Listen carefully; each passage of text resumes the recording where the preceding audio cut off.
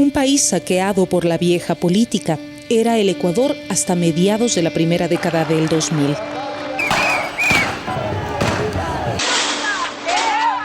La inestabilidad era tal que tan solo 10 años llegó a tener 10 presidentes e innumerables movilizaciones sociales. Se va Gutiérrez, se va Lucio Gutiérrez, señores. Eran más los ecuatorianos que se iban del país que los que regresaban.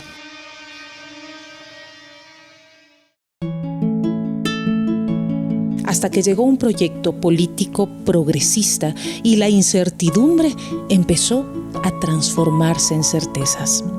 La patria no está en venta, la patria vencerá las chequeras.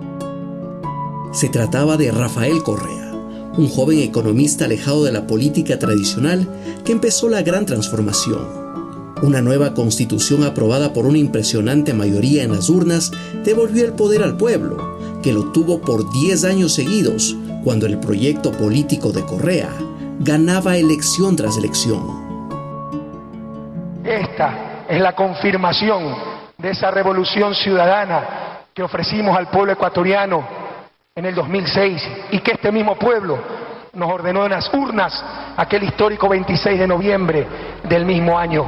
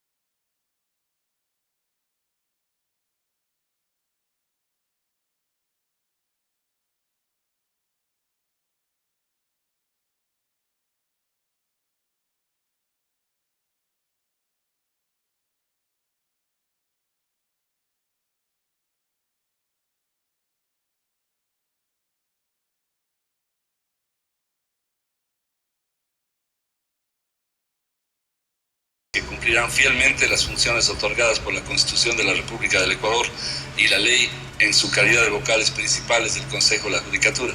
Sí, gracias.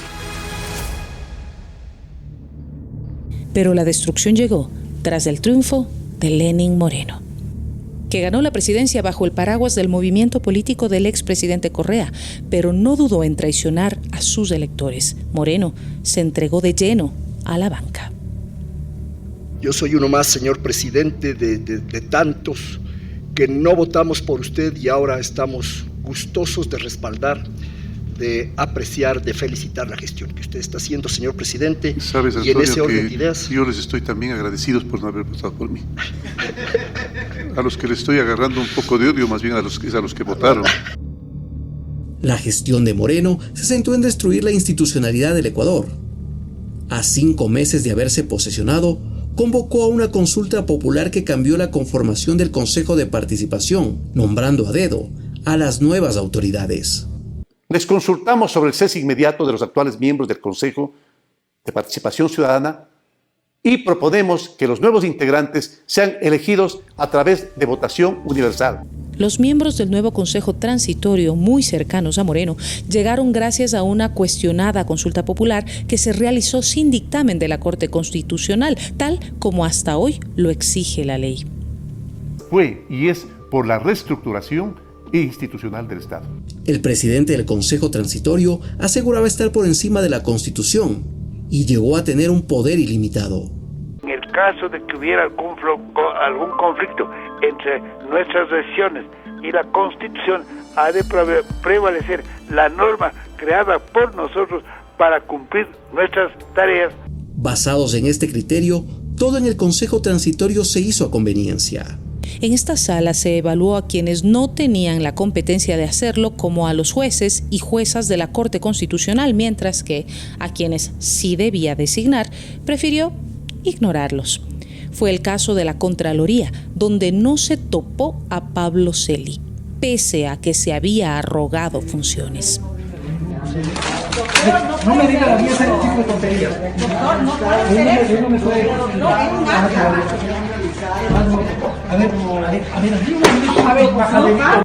Celi fue muy funcional para el proceso de persecución y Trujillo lo dejó en el cargo sin nunca evaluar su gestión. A quienes no los podían utilizar para su persecución eran tratados como enemigos. El presidente del Consejo de la Judicatura, Gustavo Yalc, un respetable doctor en Derecho, fue amenazado públicamente por Trujillo. No me obligue a usar la fuerza pública para reducirle al sitio que le corresponde. El proceso de evaluación no ofrecía ninguna garantía para las autoridades que estaban en funciones. Yalc y toda su caterva de cómplices de la violación permanente de los derechos humanos no nos va a detener. La Fiscalía General era el objetivo primordial. Para completar la obra se necesitaba una persona utilitaria que canalice la persecución en el ámbito penal. La elegida fue Diana Salazar, que en realidad fue la menor puntuada en el concurso de méritos. El consejero Javier Zavala Egas lo denunció meses después. Zavala Egas estuvo en contra de este nombramiento. En méritos no estaba primera. En oposición, en el examen escrito que se hizo, tampoco llegó primera.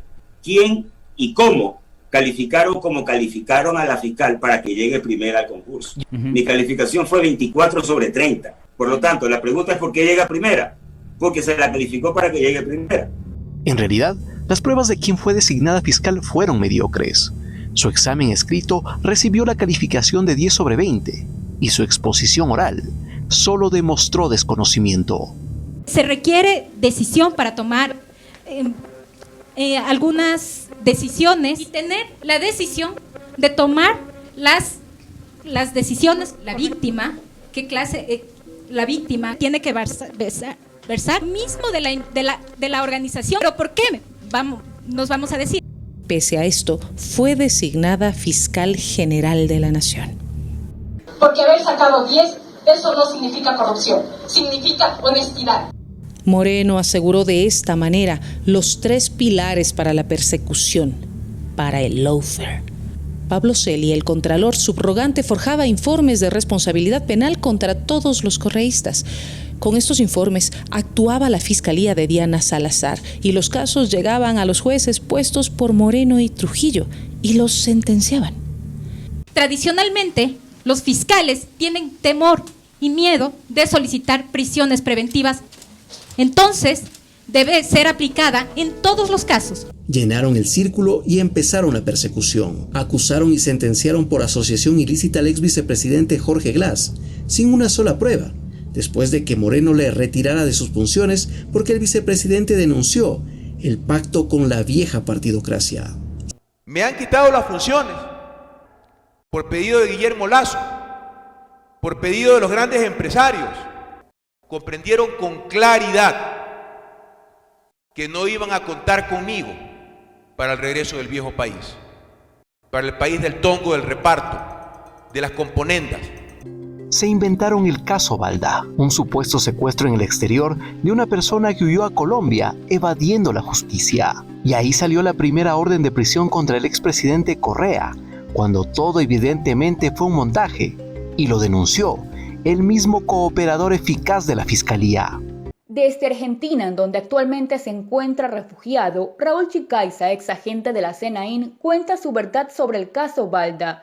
Este caso fue netamente político y en su contexto debo aplicar y debo normalizar que detrás de todo esto estuvo el expresidente del Consejo de Participación Ciudadana y Control Social, el doctor Julio César Trujillo. Meternos preso a nosotros como chivas expiatorios para hacer daño a Romero, hacerle daño a Correa y seguir haciendo daño más. Por este engaño, el presidente Correa tuvo su primera orden de prisión. Luego, aseguraron que Odebrecht puso presidente en Ecuador. Y como esta empresa nunca fue enjuiciada, denominaron al caso Sobornos 2012-2016. Sin Odebrecht, la utilitaria fiscal acusó al expresidente Correa de dirigir una organización criminal. Como nunca pudieron demostrarlo, se inventaron la figura de influjo psíquico. Todo en un tiempo récord.